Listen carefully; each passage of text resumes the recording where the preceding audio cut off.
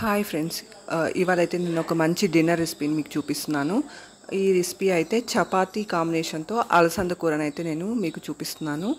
ఈ కర్రీ కోసం ముందుగా అలసందలను అయితే కొంత తగినంత కారం, ఉప్పు, ధనియాల పొడి, పసుపు, తగినంత నీళ్లు వేసుకొని ఒక 2-3 డ్రాప్స్ ఆయిల్ వేసుకొని ఉడికించుకోవాలి. ఒక పెనం తీసుకొని పెనంలో కొంచెం ఆయిల్ వేసి, ఆయిల్ వేడయ్యాక కొంచెం వడియం వేసి, వడియం బాగా వేగాక కట్ చేసి పెట్టుకున్న ఉల్లిపాయ ముక్కలను వేసి ఫ్రై చేసుకోవాలి. దంచిన వెల్లుల్లిని కూడా వేసుకోవాలి.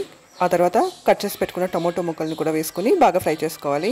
కరివేపాకులను కూడా వేసుకొని ఆ తర్వాత ఆల్రెడీ కుక్కర్లో ఉడికించుకున్న అలసందల్ని లిక్విడ్ మొత్తం లిక్విడ్తో పాటు వేసేసి బాగా కలిపేయాలన్నమాట. నీళ్ళతో పాటు వేసేసి బాగా కలిపేసుకోవాలి. ఉప్పు కారం సరిపోయిందో లేదో ఒకసారి చెక్ చేసుకోవాలి. సరిపోకపోతే కొంచెం అడ్జస్ట్ చేసుకోండి. ఆ తర్వాత కొంచెం సన్నగా తరిగిన కొత్తిమీరని కూడా వేసేసి మూత పెట్టి ఉడికించుకున్నారంటే healthy and tasty curry ready అయిపోతుంది అనమాట. ఈ కర్రీ చపాతీతో చాలా బాగుంటుంది. ఈ రైస్తో కూడా బాగుంటుంది, కానీ డిన్నర్ రెసిపీగా నేనైతే చపాతీతో సర్వ్ చేసుకుంటున్నాము.